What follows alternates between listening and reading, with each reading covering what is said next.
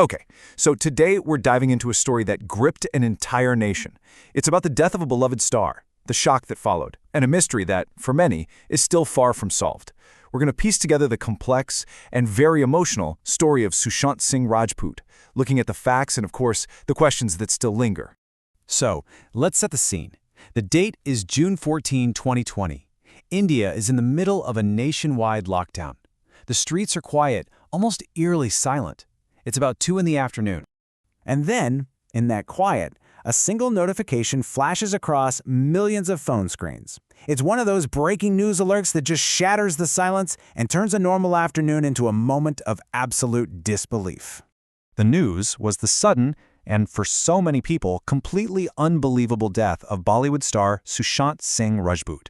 He had been found in his apartment in Mumbai. And right off the bat, there was this massive disconnect. You had the official report from the Mumbai police, which called it a suicide. But then you had the public. And for them, it just didn't add up. This huge gap between the two stories, well, that's where the mystery really kicks off.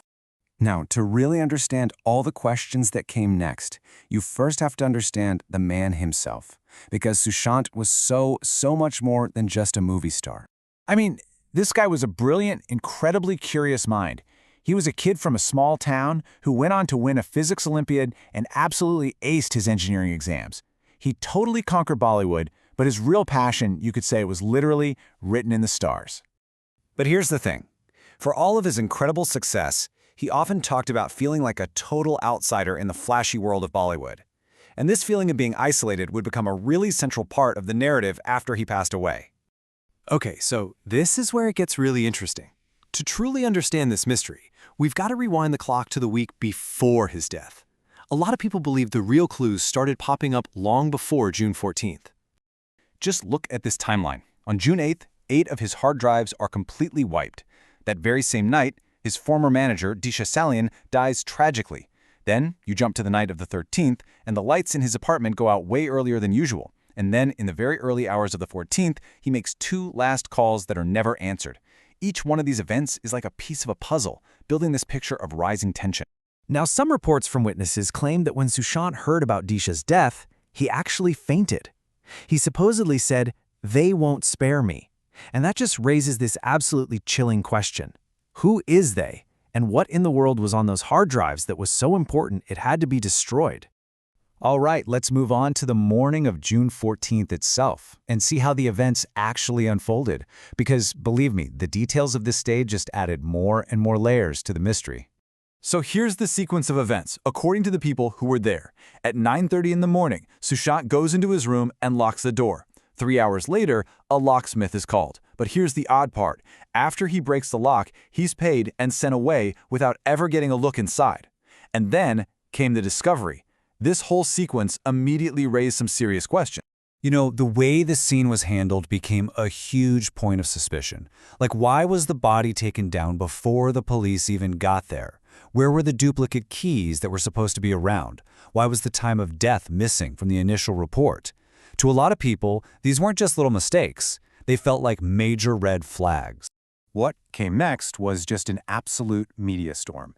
There were multiple official investigations and this flood of online clues that honestly only made the whole mystery even murkier.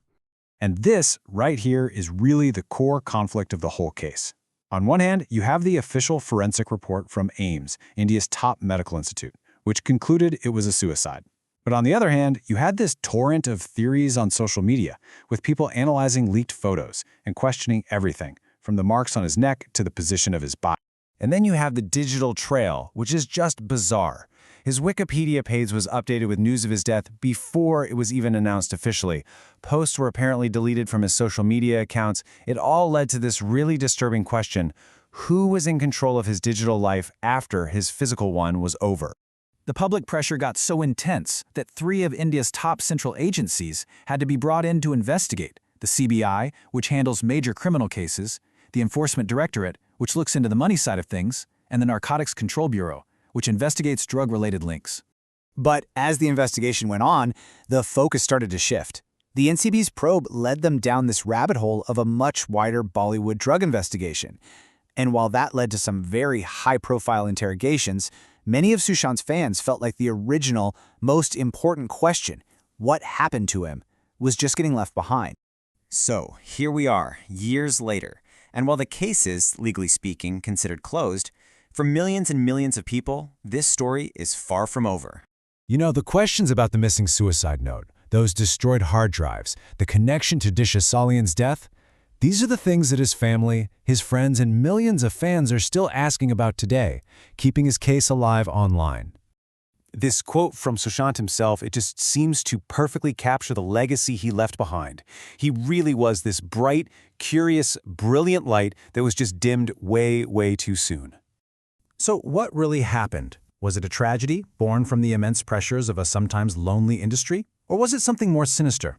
The official investigation might be over, but for millions, the search for a truth that feels right continues, echoing in that one powerful phrase, justice for SSR. The questions are still here, and so is the memory of the light he brought into the world.